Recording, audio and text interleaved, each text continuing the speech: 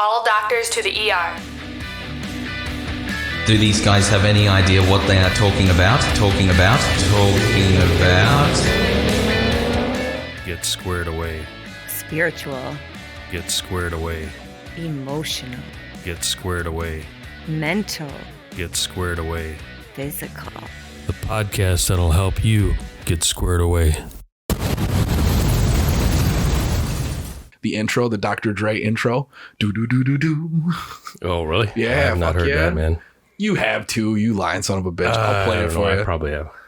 So what's up, my dude? We're in the middle of a shitstorm right now, huh? Yeah, shitstorm, and we're in Wisconsin, and every day I think about being by the beach, listening to some ocean water. This week wasn't bad. It was, there was 3 days where it was like 30 degrees. I was outside on the way to the gym, and I had my shorts on and my overshirt, and I'm like, yeah, this is all right. And then I walked out this morning and I'm like, oh yeah, I remember. We're in fucking Wisconsin. I try to embrace it. I did half my workout outside with the garage door open and just thinking, oh yeah, I got the steam coming off. Right. This is tough. This is rocky. And, I get in it, but I'm at a point where I'm ready to go to the beach for a week. Yeah, I could see that. I don't know, man. It's weird. When it gets really cold, we look around and go, why the fuck do we live here? Like, why? But then it's like, oh, family's here, jobs here. Like, what I would love is I would love to get to a point where I have enough of a freedom as far as income to be transient, right? Yeah. Here in the summer, wherever I want to be, fall and spring, either place, and then wherever in the winter, somewhere dry and warm. Yeah. I looked at Tampa. That was back in November, and Tampa's got good cost of living. Yeah. Yeah. Housing is really reasonable, but it's 30, 40 minutes from Clearwater. So if you live outside of Tampa, I'm guessing maybe. So yeah, I'm getting to that age where, I got to start thinking about that stuff. Yeah, you do. I got to be one of those guys driving that caddy down to Florida in the wintertime and golfing and then coming back up here in the summer. Right. You ever heard of Turo? Turo. So Turo is like Airbnb, but for cars.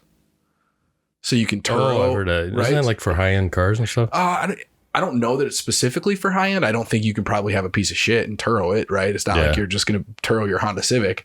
But that would be perfect for somebody if you had 2 houses, right? When you're not there, you could have somebody managing your Turo car, right? Your Escalade or whatever. Yeah. And it's making you money while it's there, or at least paying for itself, Oh, damn. Yeah, that's a good idea. Right? You got to have somebody that you trust operating it. And I was talking to a guy about it this morning, and it's like, I know I beat the shit out of rental vehicles, right? So like, I'd probably treat it a little bit better knowing it was like somebody's personal vehicle, but I'm sure not everybody's like that. Yeah. Well, couldn't you get one of those like a little insurance things you plug into ODB and it kind of tells you when you're driving too fast? Oh, good point. Put in the contract saying that, if there's and maybe they have that already. Play. If you got to figure if your insurance company has it, they're a big Turo's seems to be a big ass company, so they probably have it too. Yeah. So yeah, you that get would make sense. chargebacks for if you drive like a bat out of hell. So yeah, or you just bite the bullet and you just do 2-year leases, right? Because that's it's cash flow. So a 2-year lease on an Escalade is $1,000 a month. Yeah. So as long as you're making $1,000 a month, you got a free car whenever you go down there, and then you just re-up it every 2 years, trade it in, get a new one. Yeah, I'm gonna have to look into that because last time I went down there, I went the budget route, which I've never done. Usually I have memberships at like Hertz and Avis and on Emerald for National. And I tried, this budget one, and it was definitely budget. Was it? Oh my gosh, it was nasty. Yeah. I had this nasty Hyundai Elantra that it was high mileage. It was beat. It was nasty. Never again. It's funny. If you ever need to go, if you want to fly one way, or if you need to go pick up a car or something, you need to rent a car. Just a little hack. If you want to pick up a car here, drive it somewhere, and then leave it there. If you go through the companies like Travelocity or some of them, and I can't guarantee this still works, but it worked when I bought my truck down in Alabama. If I were to go through Enterprise, they would charge me an extra $170 to leave a car somewhere else. It's like a one-way drop fee. Yep. I went through Expedia, I think, and there was no extra fees. So it's $68 to rent a car in Wisconsin, drive it to Alabama, and leave it in Alabama, and then drive my truck that I bought home. Wonder how that works. They probably shared fleets they have or what? Well, they probably have agreements, right? So they have agreement. Travelocity or whoever you use has agreements with Enterprise that says this is what we're going to charge and this is what we're going to make. Yeah. Whereas Travelocity can charge you whatever the fuck they want to charge you. Yeah. So it goes over. You don't get that extra fee. Well, you have to look that up. I mean, one rental place I like is Sixt. Yeah, we used Sixt when we went down. We got a Volvo, the high end Volvo. Or no, the high end Saab. XC or something? No, the high end Saab. The 9X or or X9 or whatever it was. It was nice. It was like a weird, super safe, like bicycle version of a luxury car. I don't even know how to explain it. It was like, Saabs are weird in general. Well, and it was nice and luxurious, but also like, I mean, it was like $100,000 car, right? But then when I'm driving, I'm kind of like, well, this is like the most boring $100,000 car I could ever be in. It's really? It's like super generic. Oh, And the one thing, there was no way to hand lock and unlock the doors. yeah. So my thought was this was 4 months after we got in our accident in our Tahoe and totaled it, right? And the tree went between the frame and the engine and all the way up to the firewall and ripped all the battery cables off. So there was no electronics that worked anymore. So we had to manually unlock the doors to get out, right? Which is normal. Yeah. That's all we could think of when we're driving this Saab is like, if something happened like that, we wouldn't be able to get out of the fucking car. Oh, geez. Because you wouldn't be able to unlock the fucking door. Oh, yeah. I mean, I can tell you a story about Sixt is, well, usually I get good cars. I get Audis. And then I think they gave me an Arcadia once. And then the time I went down to Miami and decided I'm going to drive down to Key West. So that's a 3.5 hour long ass drive. Yep. And it sucks because you're basically, it's like a country road. Yeah. Single lane both sides or each side. And you're just sitting behind people the whole time. So they're like, hey, we got you this, Beamer. I'm like, okay. So I get to the location where this Beamer's at. And I'm like, oh, this is a 200 series convertible. I'm like, you're kidding me. And those are tiny, right? And I'm there for like over a week because I had a conference and I'm just going to go down to Key West and, hang out in Duval. And also I cannot get I had to literally, my suitcase fit in the whole back seat.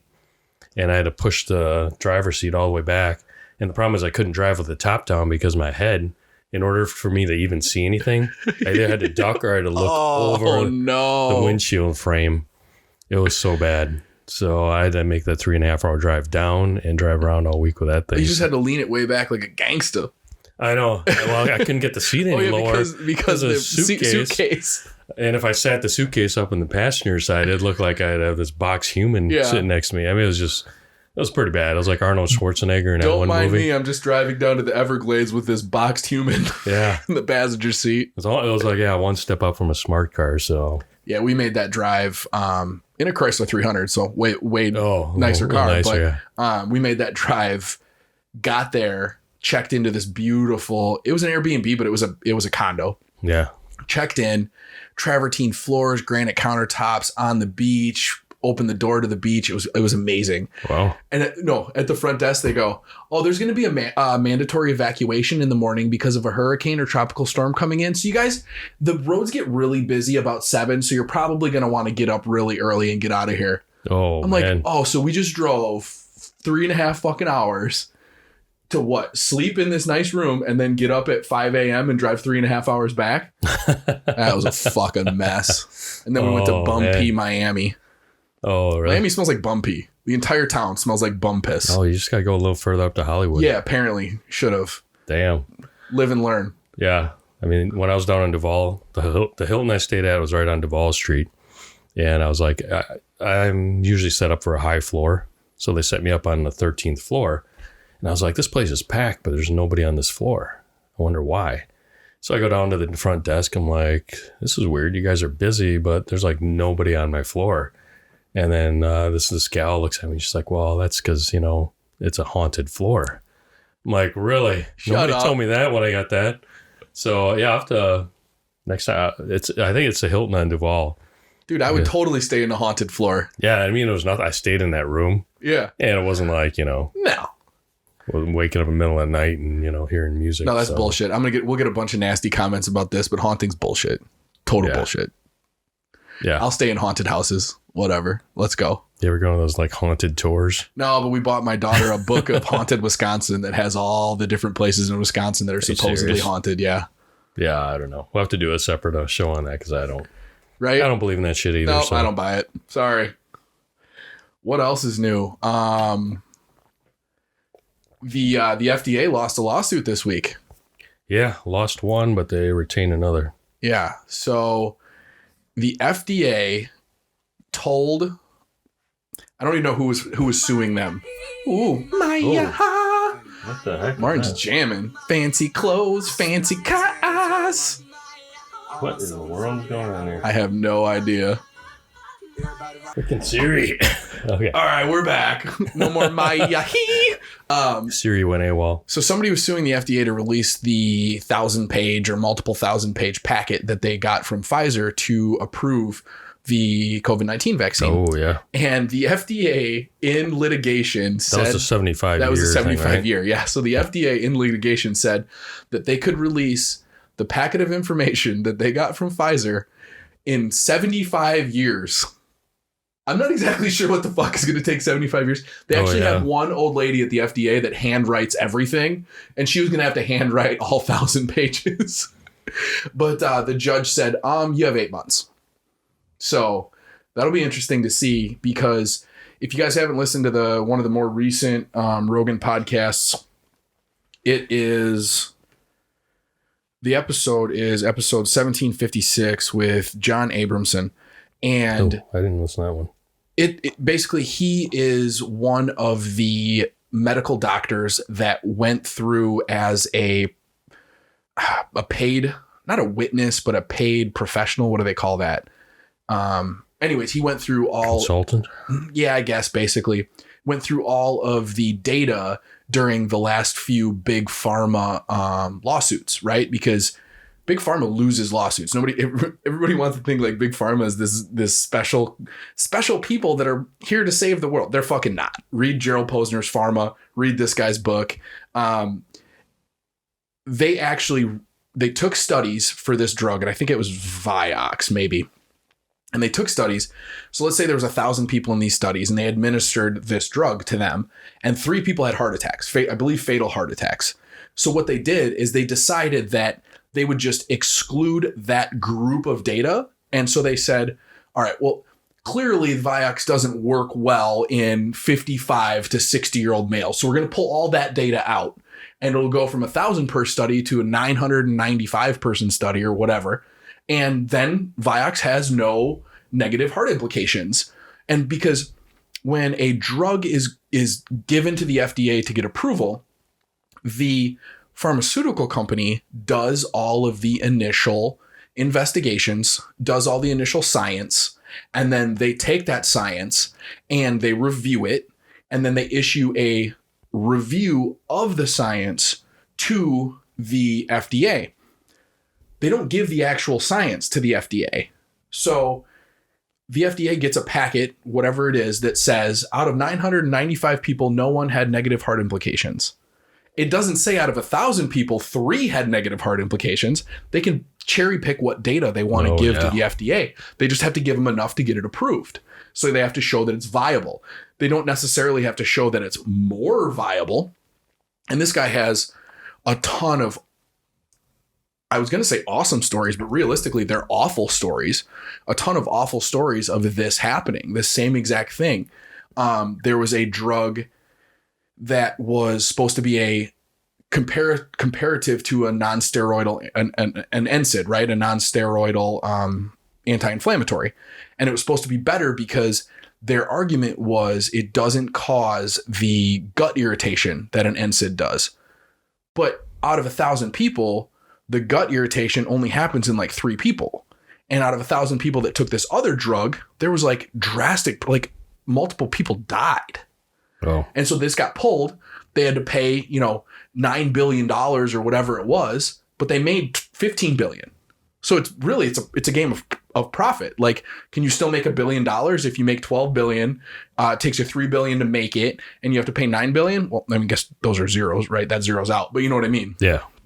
So it's a pretty fucked up game. And that book by Gerald Posner, Pharma, really digs into it. And I think this guy's book does too, but he didn't have a lot of the answers when Joe was asking him, which I got frantic. I'm on Instagram, like trying to send Joe this book, but clearly Joe Rogan has 1 million followers and gets 20,000 direct messages a day. So he doesn't see mine. So I'm like sending it to people that I know Joe. And so I'm like, Joe has questions. This book will answer it. Who knows if he ever fucking got it, but it's wild, man. Yeah. No, it always puzzles me how they can't get that many, X amount of 1,000 pages through. It takes them 75 years, but yet when they're pushing legislation through thousands of pages, it's like immediate. And nobody reads it. Yeah, nobody reads it. I mean, that's the whole goal. The weirdest fucking thing is, I mean, I get it. I can't fault a congressman that has to vote on 10. Let's say they have to vote on 10 bills a day, right? Yeah. And 10 of each of those bills has 1,000 pages. 10,000 pages. They've got to cover 10,000 pages a day. Give me a fucking break. Yeah. But you know what a bulk of that is? It's fluff so that they don't read it. Some of it's fluff, but a lot of it is legislation that they want to pass that they've had sitting there that they shuffle in. Oh, they put in there. Yeah. Oh, yeah. Yep. And they just try to sneak it in with the bill. Yep. So little fat they add on the backside. Yeah. Yeah. A lot of it's funding. So today, man, with all the shit going on with COVID, I know we try to avoid talking about COVID, but we're in a time of year right now. We're not going to talk about COVID today. We're going to talk about all general illness. Yes, exactly. We'll pull the COVID out of it. Yes. And the focus is, how you can prepare your body to, just like you prepare, like a soldier prepares for war, right? Make sure you got your body armor on. Make sure you're armed and you understand what you need and how much you need. And that's preparing yourself for battle. And, this could spin off series where, how do you prepare your mind to battle some of the shit that's out there now? Yeah. So, yeah, we're in cold and flu and COVID and whatever else you want to throw in there season. Let's look at the stats as to, based on that CDC. So I'm not pulling anything out of my ass. Here's the top fatality items is heart disease, almost 700,000. Per year. Cancer takes about 600,000. Accidents, unintentional injuries, almost 201,000. Stroke, 160,000. Chronic lower respiratory diseases, 152, almost 153,000. Alzheimer's, 134,000. Diabetes, 102,000. Influenza and pneumonia, 53,500. Nephritis, nephrotic syndrome, and nephrosis. Is that where you fuck dead people? I don't think that's it, right? So. No, that's necrophilia. Sorry. Oh, yeah. I was reading that. I'm like, wait, how do you die from that? The other person's dead. Nope, wrong one. When you said that, I was wrong like, word. how the hell do you die from wrong that? Wrong N-word. Death is contagious. My bad. Sorry. Pull it back. Pull the reins in. And what we found this week is we talked about it last time, CDC doesn't include COVID they didn't include as an annual number. Now they have. So they brought it to 350,831. And then with the admission and the whole dumpster fire with the CDC this week, they're saying, well, 78% of everybody has, they had 4 comorbidities and they happen to have COVID. And then you drill it down to some of the medical professionals and scientists are saying, well, technically it's 94.9% of them have 1 to 3 comorbidities. And then you add on the ones with 4 comorbidities. So bottom line is roughly about a little over 5% is truly death from COVID, which is... To be safe or fair in that argument, realistically, like 60% of our population has 1 comorbidity because they're all obese. Yeah. And you or I would be medically considered obese. Yeah, true. Right? So like that's a weird there's a weird balance. Yeah. There's a weird balancing point in there between those numbers. I just want to point out that, all right, if we add up 700,000 from heart disease, 600,000 from cancer, and 160,000 from stroke. So that would be 7 and 6 would be 1460, right? So 1,460,000 deaths. Those are every year. Those are what we refer to as first world diseases or preventable. Yes. Easily preventable. So if you want to get really deep into it, you got to go to places where they do not have the access to the types of things that we have access to, whether it be food, cars, television, all the type of stuff that we have that can cause you to be fat and lazy, right? Yeah. Okay. So when they study tribes, that it doesn't matter if they are tribes that are living in sub-Saharan Africa and consuming mostly lean meats, or tribes that are living in the jungle that are consuming mostly high carbohydrates, or tribes that are Inuits that basically live off whale blubber, which is basically all fat. Yeah.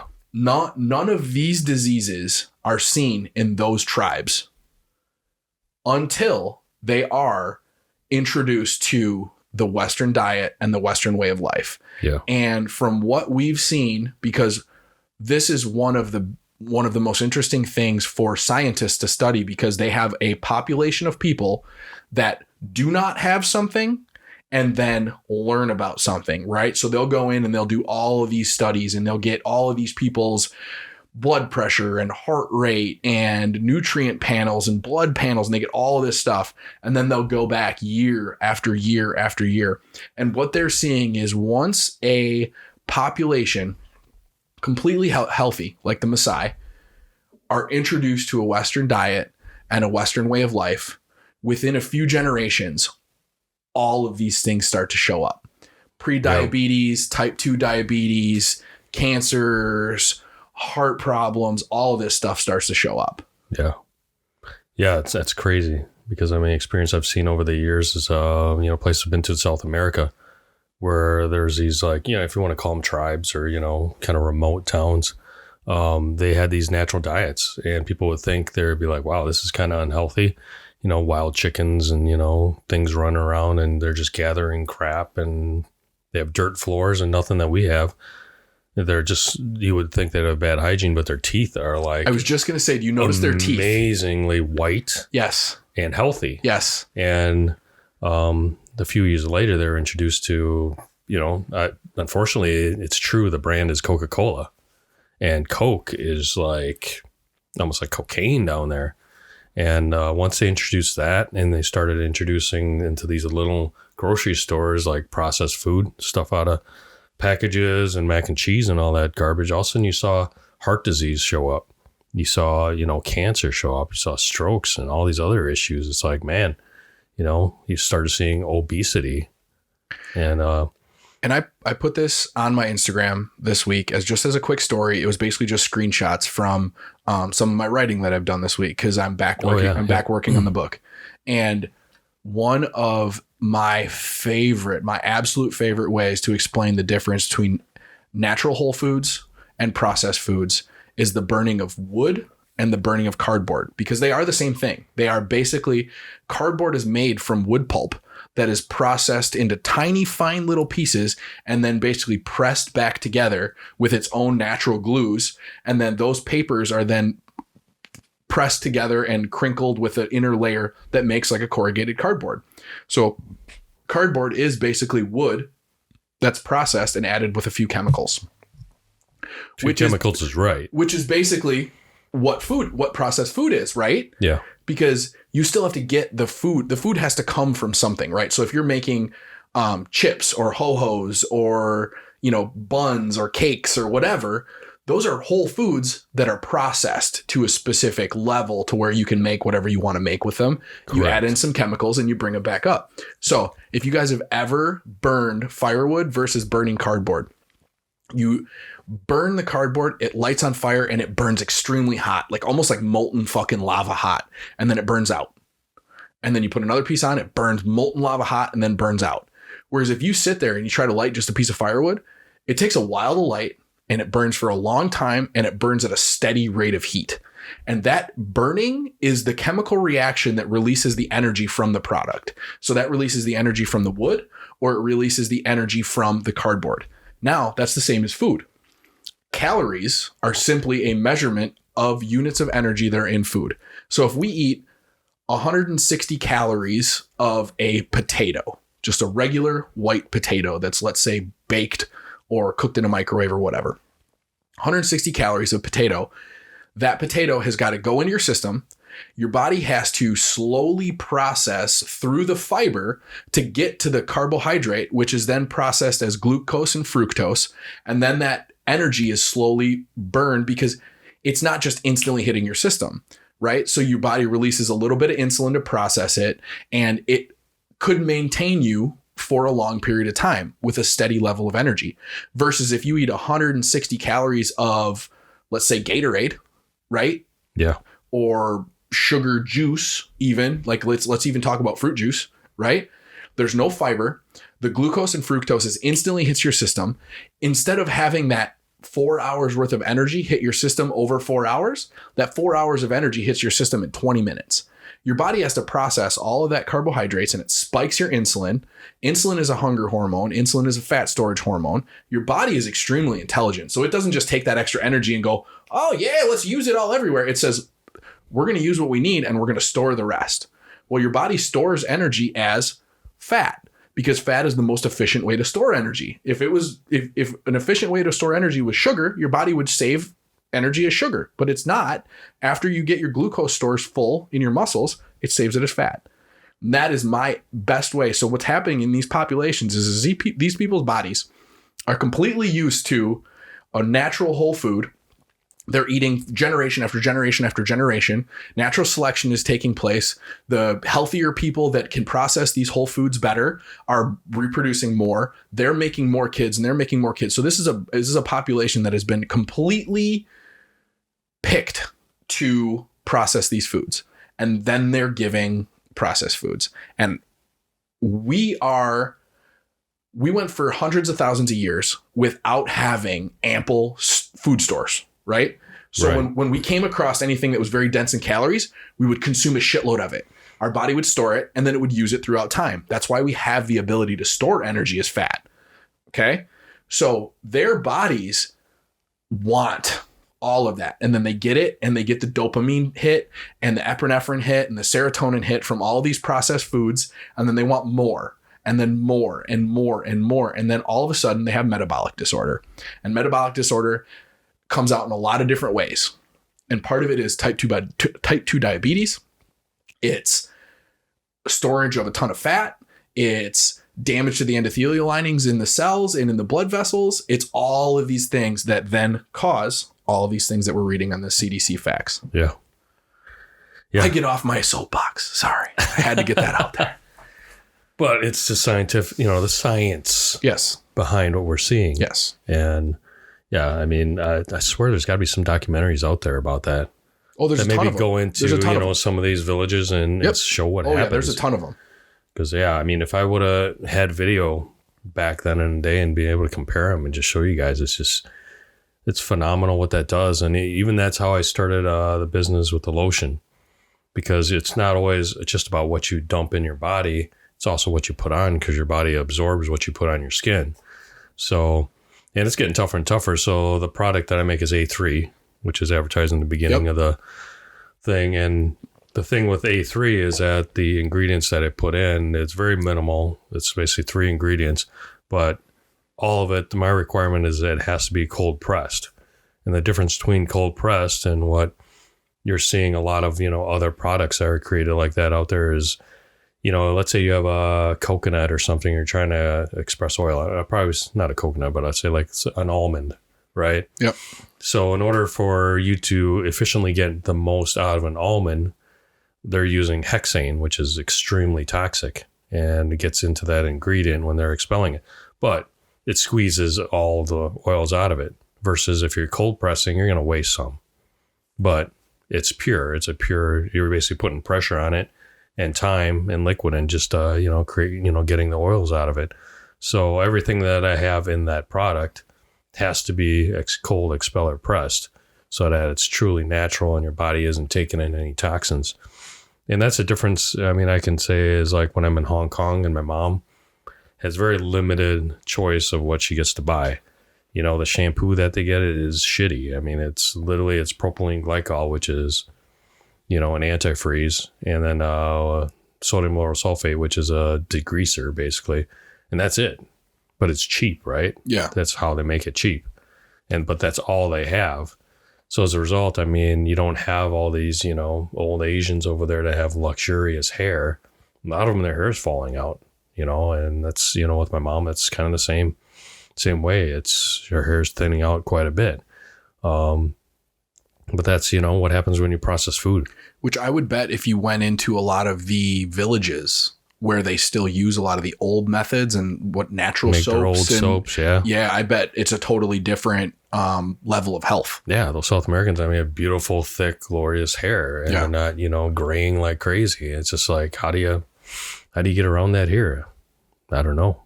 Well, we're lucky here that because we are a capitalist society, we have the ability to spend a little bit more and get a better product and not only have one choice. But most people don't read. It's kind of weird. We have all these choices here, but a lot of people won't do the research. Well, like if you're worrying about your shampoo and you're still filling your body full of fucking stupid food, like it's kind of like polishing a turd, right? Like I love these girls and guys who have $1,000 outfits and hair and nails and tan, and they look like Miss Piggy. And it's like, you are legitimately just trying to fluff up your own internal ego because you are so insecure with how you look because of your body type. That then change the body, right? No, but I guess it's like taking a piece of shit Honda Civic and putting some rims on it. It might make it look a little bit more appealing. But the better than just a piece of shit Honda Civic. Yeah, I mean, it's just funny. It goes back to social media, that's where you get just the headshots. Yeah. You get the headshots, the new fingernail shots of when they go visit the... Oh, those stupid dagger nails. I just see those and I'm like, how do you do anything? How do you wipe your ass? I know. I'd like to interview somebody sometime that has those. Yeah. Yeah, seriously. How do you wipe your ass? Yeah, good question. Maybe they don't. Maybe they got a bidet. That's what happens when you go in public. Oh, you just don't poop in public. Oh, you only poop at home. It's only home field advantage. Damn. So yeah, so we're getting a little bit about diet there. So we wanted today to talk a little bit about our diet and supplements. I mean, obviously you're in your late 30s. Late 30s, 38 next month. Ooh, yeah, mid-late 30s. Damn near 40. And I'm around the corner for 50. So, our diet and supplementation, schedule is a lot different. And I just listed out, and I mean, what I'm using right now, based on the time of year right now, it's high flu season. So you got to protect your body, just like we talked about, preparing for war. So ready for the rundown? Yeah, let's go. Let's hear your fucking menu. Here's my menu of stuff for a, old 50-year-old guy. So it has nothing to do with, bodybuilding.com. So I don't use creatine. I used to when I was younger. It starts out with, I use branched chain amino acids twice a day. Take it in the morning, take it at night. I got 20 billion CFU, a probiotic, take it in the morning. And if I happen to eat really shitty that day, then at night I'll take another 10 billion. D3, take 10,000 IUs. If I feel like something's attacking my body, and your body will let you know. I mean, you'll start feeling it, right? Sinuses go haywire. And your body's trying to get rid of something. If you're in tune, you'll know. And I'll take probably 20,000 IU that day. And if I get underwater, then I'll take 30,000, but that's been pretty rare. I take marine collagen in the morning. I also take bovine collagen hydrolysate. The Great Lakes brand is pretty good. I take EGCG, which is form of a green tea extract, 400 milligrams. Is your collagen a powder or a pill? I take the marine collagen's pills, which are like 5 horse pills. Yeah. And the bovine is the powder. Gotcha. And the Great Lakes hydrolysate. I don't, but I use bovine collagen, but I just put it in my protein shake. Yeah, that's what I do. Yeah, it's tasteless. So with the EGCG, it's really good for cellular repair. It's also one of the, forgot the dude that has talk about the COVID treatment, preventative treatment. McCullough? No, it's the Russian dude. Oh, I don't know. Pavel Tsatsouline with the Vladimir is the first name. Oh, well, of course it is. Last name is probably something with Zenko or Yenko, but it's Vlad. Yeah, we'll just call him Vlad. And then I take quercetin, 500 milligrams twice a day.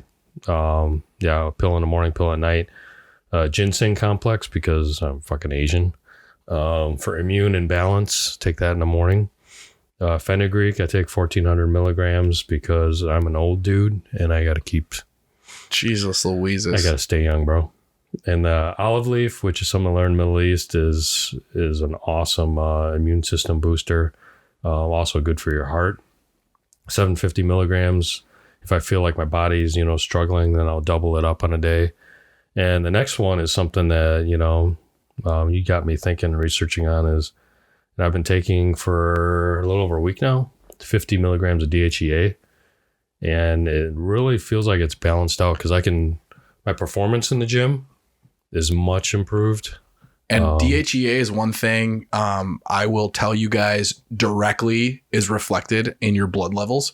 Not everything works like that. Like there's a lot of stuff you take it and it doesn't really change your blood levels that much. DHEA, my DHEA level 2 blood tests ago was 120, which is in their level of okay. Yeah. It is not optimal. I have a full list of what optimal levels are versus what okay levels are. Optimal levels for my age are about 350 to 500. I was taking 50 milligrams a day, and legitimately my next blood test, which was actually because they fucked up, was only 2 weeks later. My levels were 460.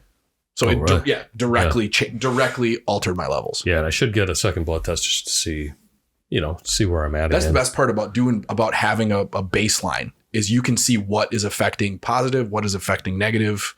Yeah. You can see all that shit. But performance wise, it's been really good. I feel good energy wise as well. Body feels real great. So the next one I take is FOTI, FOTI, not a FOTI from a gas station.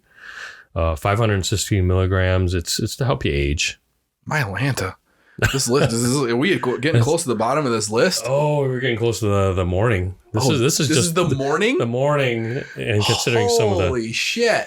So I have a little cooler today. Yeah, basically I run through this by about 10 o'clock. So next one is it's an ashwagandha blend. Got turmeric in there, rhodium, ginger roots. It's for energy in my immune system and getting old, cellular repair. For skin wise, biotin. Because, as you get older, you get dry. And instead of being dry and crusty, I'm trying to help my body out. You want to get ashy? Not ashy. The Bill Burr's ashy. That's 5,000 mcgs. And next one I take is a Candida Complex because it's got oregano. Oregano oil is something I use also when, if I'm not feeling the greatest. Big antibacterial, right? Yep. Yeah. Exactly. Protease, aloe vera leaf is in there, wormwood, reishi mushroom. I know that sounds almost like a whatever. Hippie style. Wormwood is one of the things that was in absinthe, which was the reason they wouldn't allow it to be sold in the United States. Oh, really? Wormwood is one of those items, yeah. Oh, wow. Did not know that. Yeah. I wash it all down with a lemon ginger echinacea juice and a tart cherry juice because the tart cherry juice helps clear out your arteries. And then I make a homemade elderberry syrup for immune system. So I take 2 tablespoons and my little guy takes 1. So. Wow. Well, I'm definitely not going to kill up that much time with my regular routine. I'm a less is more. When I look at supplements, I do try to take a good amount, but I try to get as much out of my food as I can. And then I use supplements sort of as boosters when something is low. That's my morning list. Yeah.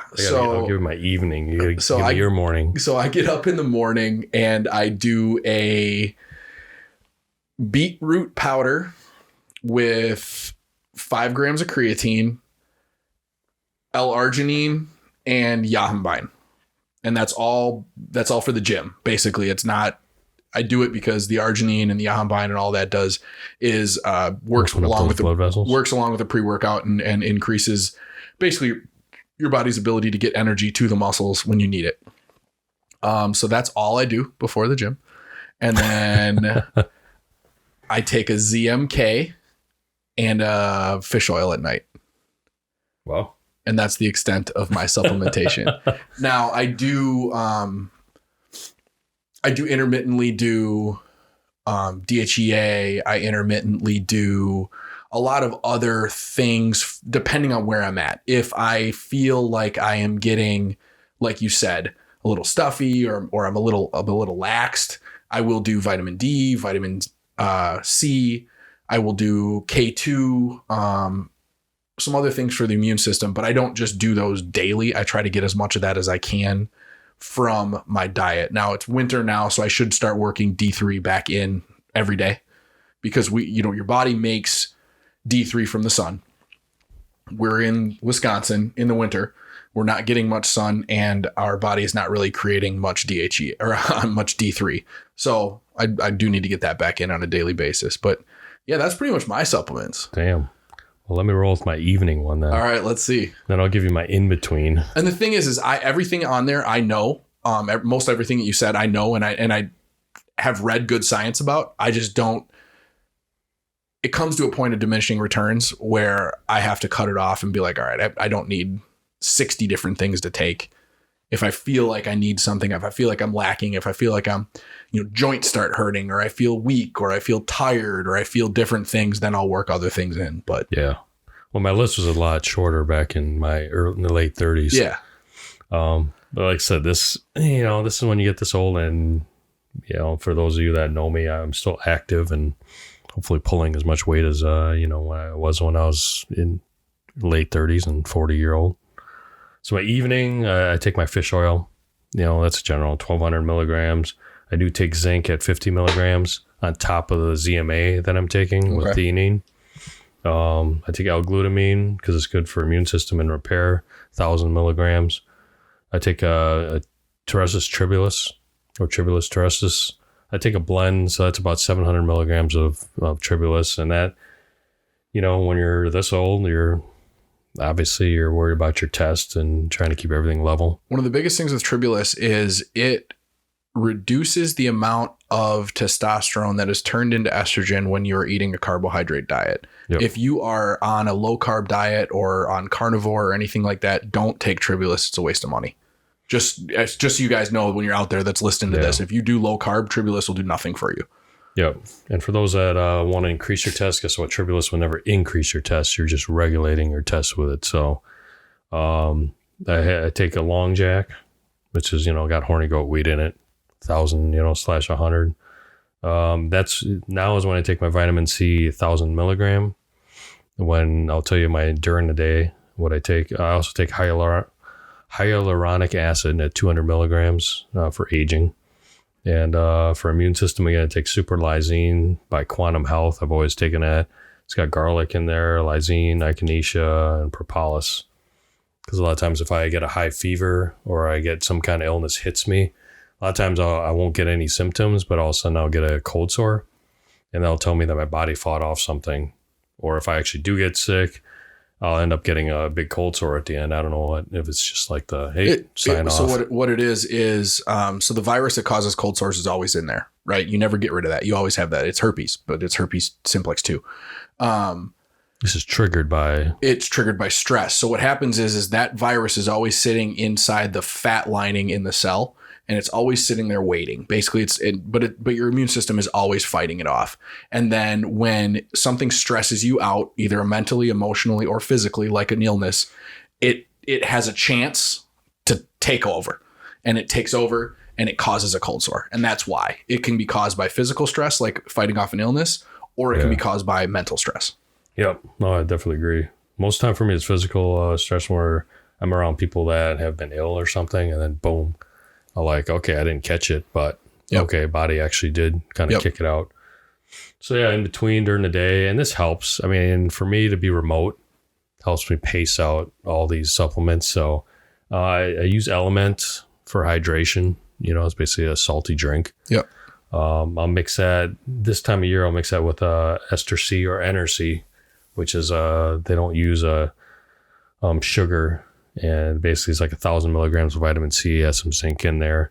And I just make that in one drink. I'll eat every morning. It's 5 to 6 eggs, and I'll have organic eggs because I like the big honking, vitamin filled yolks. Yeah. When you pop open a yellow yolk and you're like, oh, that's kind of, and then you get like big dark orange, sunshine yolk. You're like, oh, that's clearly has a ton more nutrition in it. Like look at the two next to each other. Yeah. I don't know where Phil's is from, but I buy either the Phil's extra large organic eggs or the Yoder's brown eggs from Iowa. And I'll mix that with some pico, power greens, olive oil and guac, and then, slap some Cholula on there. And that's my morning protein. Or if I'm in a rush, I'll take almond milk, coffee. Calafia makes, good almond milk stuff. I'll mix it with accent protein, or like we talked about, raw whey protein, just so I don't have too many fillers and shit in there. I eat a pretty good amount of whey. I guess I didn't add that in my supplements because it wasn't necessary. It's a food replacement is what it is not necessarily a supplement, but I eat a pretty good amount of whey because I'm at 220 pounds. I gotta get about 220 grams of protein. Try to get that in all food you'd fucking that'd be tough. Yeah, so sick of eating by the end of the day. Yep. So in between the day, it's easy for me to just throw a shake together. Yep. I have a green juice blend that I take every day. How is that one? Does it taste good? I think it tastes good. I haven't found one that I enjoy the taste of. It's kind of like some alcohol. Yeah. I'd like to get one of those that adds a little bit more vitamins or vegetables, right, to my diet, because I'm not, with doing multiple shakes a day, I'm not necessarily eating food along with that shake. And it would be nice to be able to get some vitamins out of vegetable juice, like natural vegetable blend. I know I get advertised this shit for Athletic Greens 3-4 times a day, but it's just expensive. Yeah. I go to Trader Joe's and they have a really good green juice blend, and I'll buy like 3-4 bottles of it. And the same thing with the lemon echinacea ginger juice. I'll just buy 3 or 4 bottles, and it takes me, 2-3 weeks to cut through some of that. The other stuff I take is every day I have a can of the Hum Zero, the zero sugar kombucha. Just, everything starts at the gut health. And I always make sure, that my body's digesting well, I'm shitting well. And, if you're shitting okay, that means your insides are okay. Yeah, for anybody that doubts how important gut health is, look into some of the science between just transitioning a healthy mouse poop to a sickly mouse, and then putting a sickly mouse poop into the gut of a healthy mouse. And it completely screws the healthy mouse, ruins a ton of his health markers, and it improves a lot of the health markers of a sickly mouse just by transplanting their digestive system, basically, because it's taking all that bacteria and it's giving it a chance to then take over the digestive system of the sickly mouse. Ooh, I never heard of a mouse poop thing. You never heard any of that? They're doing it in humans now too. A lot of people that have digestive problems, they're doing basically it's a shit pill. Basically, it's not really shit, but they take suppository or something. Yeah, no, you take it. You're eating somebody else's shit. Yes. You are taking the healthy gut bacteria from a healthy person, and you are taking it in a pill form with a lining that takes so many hours to break down, right? So that it breaks down in the digestive system, not in the stomach. And then that's breaking down inside the digestive system, and it's transplanting healthy bacteria into the digestive system of sickly people, and it's making big improvements. Oh. I don't know. It doesn't sound right. But anyway. It works. Ooh. The last one I got is because I'm Asian, I drink a lot of tea. What kind of tea? What's your favorite tea?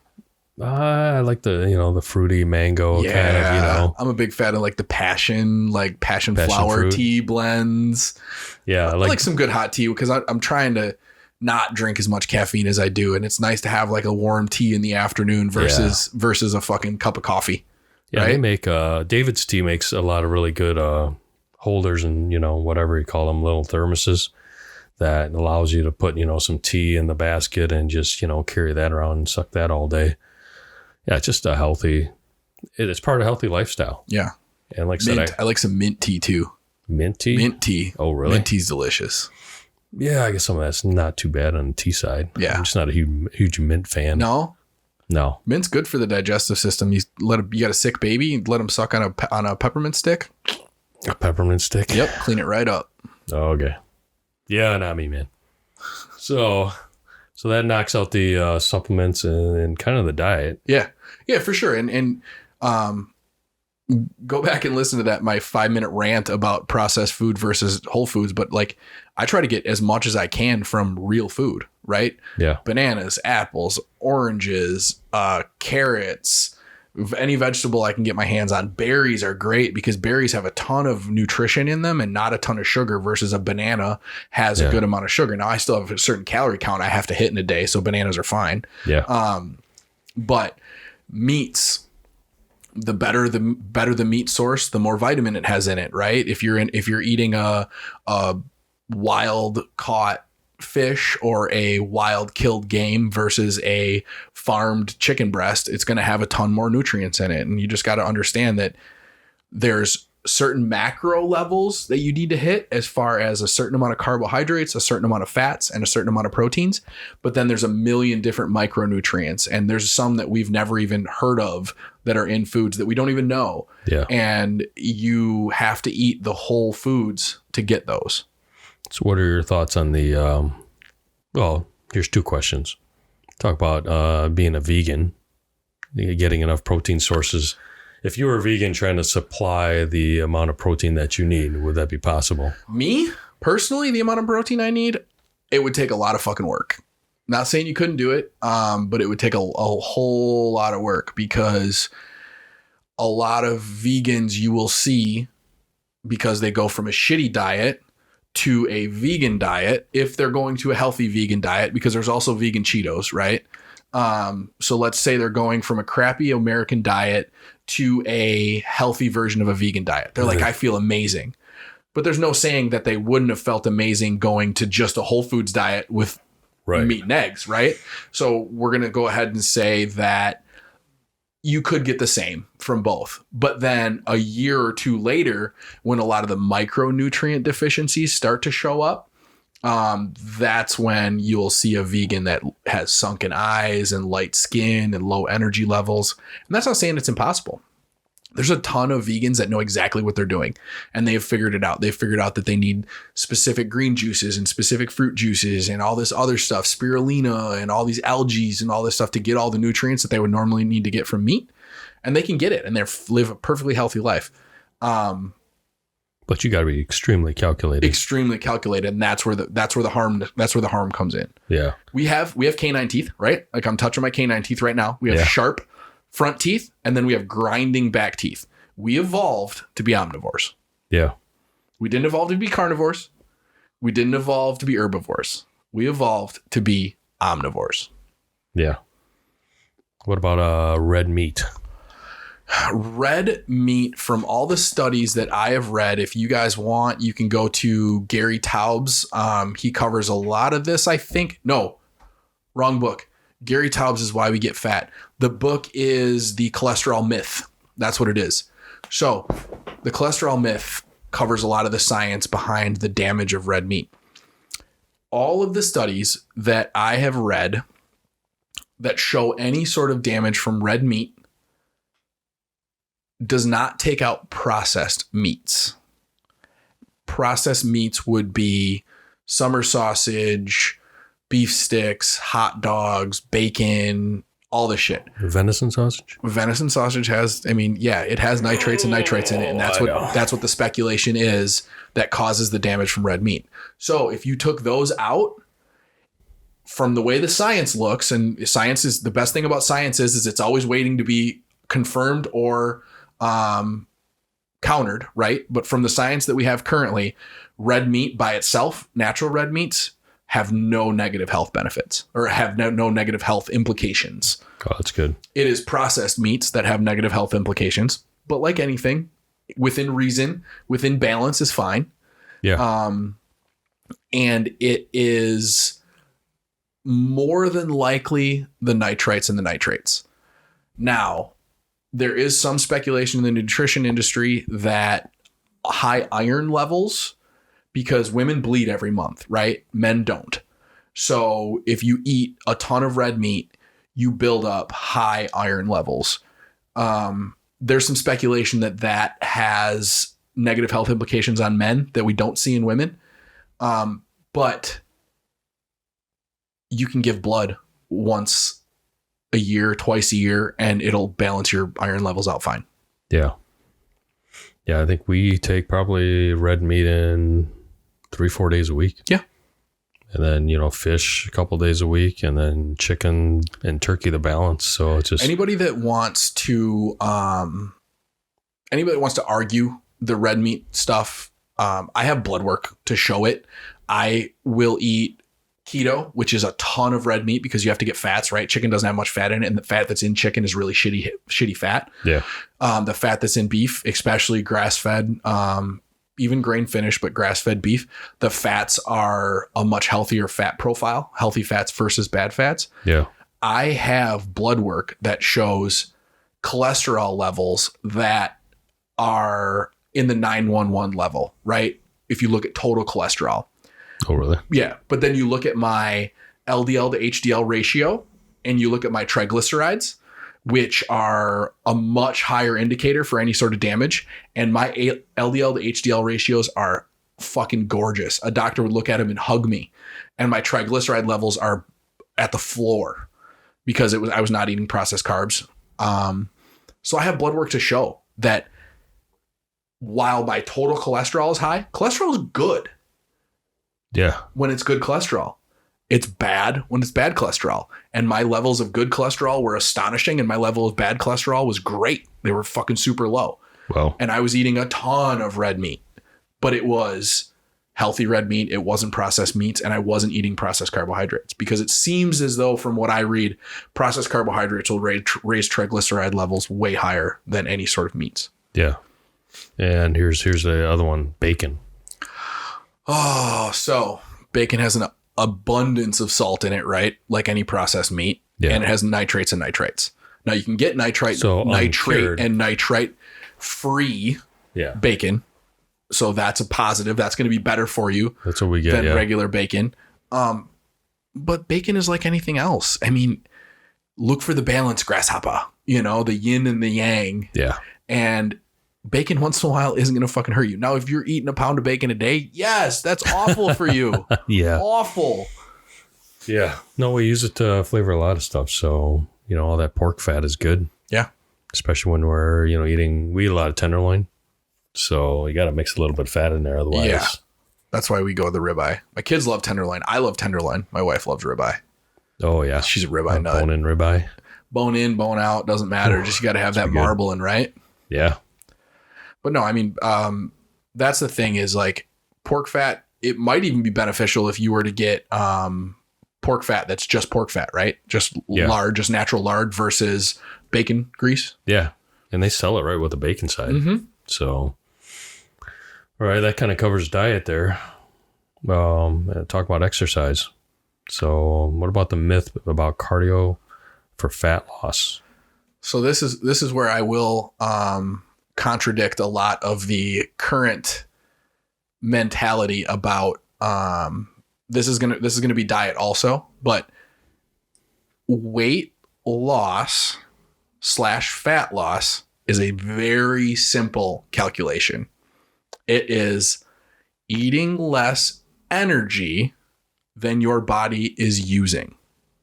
Okay, so you could eat one pack of ho-hos a day and burn 1,000 calories more than whatever that pack of ho-hos is, and you are going to lose weight because you are taking in less calories than you are expending. Simple. Now, to go a little bit further than that, which is where I think a lot of the people that parrot the information that I just said miss out, is there is a lot of psychological benefits that come from specific types of eating that are just kind of poo-pooed to the side. Like with a keto diet, you don't have the spikes in insulin that you would get from a high carbohydrate diet. So you don't get hungry as often. So while you are losing weight because you're simply eating less calories, because if you're on keto and you're eating more calories than you are expending, you're going to gain weight. It doesn't matter. There is some psychological benefits. So as far as cardio goes, yes, you can do cardio and burn more calories than what you are eating, but a decent half-hour cardio session is like 250 calories. Right. So that would be 14 days of not eating any more food, doing a 30-minute cardio session to lose a pound. Right. So if you want to see results, you're not going to be doing this program where you're calorie counting, because I see a lot of people that do calorie count and then all of a sudden they're at, Krispy Kremes sucking a donut down and saying, oh, okay, my counter, well, if I do X amount of cardio, I'm going to burn that off, because there is I mean, if you look at like a 500, like let's say a 500 calorie donut, which is probably a small Krispy Kreme, I would guess, like go on a fucking machine and try to burn 500 calories. You are going to be so bored out of your mind before you get to burn 500 calories. Yeah. Cardio you're is going to be smoked, because you're going to have that quick burn energy. Cardio, it's in the word, right? Cardio is for heart health. You do cardio so that your cardiovascular system can apply or supply your skeletal system, your muscles and your bones and your tendons and your organs with enough blood flow to give it enough energy to work.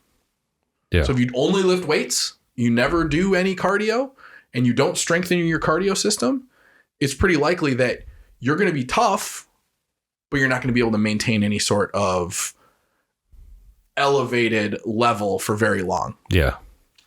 Because there's a thing to be argued about quality of food. Obviously, if you're sucking down a donut, there's going to be a lot of long-term negative effects from that. How it affects your body, obviously insulin spiking and whatnot. So, and there's also carb timing, right? Not to get too into the woods, but like if you were to eat that donut right after a hard workout, your glycogen stores are empty. You're not going to get big insulin spikes because that your body needs that glycogen. So it's going to give you enough insulin to put that glycogen into your muscle stores, and then it's going to be normal. Versus eating it right before bed when you've already eaten dinner. That's the weirdest thing about dessert. I've always thought of that. Like dessert comes after dinner before bed. So wait, so my body's completely full of calories, and then I'm going to put a big sugary end on it? That makes zero sense. Like I've told my kids like, well, did you eat healthy today? And they'll tell me like, yeah, they ate healthy. I'm like, well, maybe just, if you're going to have that dessert, maybe just don't have dinner. Like that's ass backwards from how we were raised, but it makes perfect sense. Yeah, exactly. But that's why so many people are obese. Yeah. So, yeah, I mean, you got to think about the quality of what you're putting in your system, but then, you can't just think that you're going to do cardio and this is just going to be a game of numbers, because the older you get, it's going to catch up with you. And bottom line, I mean, we diet also to be healthy. We exercise to be healthy, but you also want to look, halfway normal, right? Yeah. Because some of the shit that I see now is, well, it's like that. It's like that Instagram video that's going around. Like, I started working out. It's like a big black guy. He's talking. He's like, I started working out to get strong, but now, or maybe he said something about my demons or something, but now I just work out because I want to look good, booty bone naked. Like that's all he says, right? Like that's why he works out. I haven't seen that one, but yeah, it's good. I'll send it to you when I see it. It's good though. But there's some weird ass body shapes out there now that I've never fucking seen before. It's like the no ass. I don't know what it is. I mean, these are 20-year-olds. Yeah, but there's also eating disorders, right? There's people that look at themselves and their skin and bones and they see fat. Yeah, but that's I'm talking these are like fat. It looks like a sock that got stuffed, but it's not like proportional at all. It's just the strangest looking, body types I've never seen. No, and that's the thing too, is like you could do 30 minutes of slow burn cardio. You're gonna improve your cardio system, but you're not really gonna improve your skeletal muscular system. Whereas if you did 30 minutes of heavy lifting, that skeletal muscular system is going to burn calories for the next 24 to 48 hours. Yeah. So it's likely that you're going to burn more calories over a 48-hour period doing lifting heavy versus just doing cardio. Yeah. And that's what I'm talking about. You got to lift to shape and to lose weight. So, now we're at a time where the gyms are packed, which gym hasn't really been packed. It has not been packed at all. I don't know. Probably this COVID spike. People are probably scared. So everybody's staying home. Yeah, maybe. That's the only thing I can think of. So, last thing I got is sunlight. How much sunlight do you need to get the vitamin D? I don't know. Do you got an answer for that? I didn't look it up. I don't have an answer. I didn't look it up either. Let's look it up. All right, we looked it up. What is it? So it looks like about 10 to 30 minutes of midday sunlight several times a week. But we have to also process that as how much of your skin is showing, right? Because if you're bundled up with a stocking cap and gloves on and you go out for 30 minutes, that's not going to create any vitamin D. And the disclaimer too, it says people with darker skin may need a little more than this. Which makes perfect sense because darker skin has evolved from more sunlight. Yeah. Yeah, I've still yet to try to understand that, because some people are like white as white can be. And you tell me that they can't get brown. Tell me some red-haired Irish dude can't get a tan. Not very well.